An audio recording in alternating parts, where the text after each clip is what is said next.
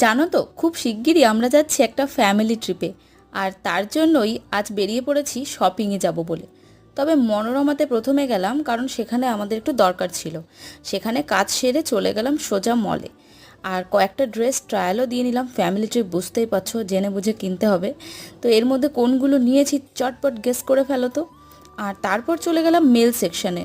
বরটা তো আছে না, তার জন্যও তো দরকার নাকি। তো বাবুমশাই ট্রায়াল দিলেন, আমি ওয়েট করলাম তার জন্য। আর ওয়েট করার ফলস্বরূপ পেয়ে গেছি একটা লাক্সারি পারফিউম।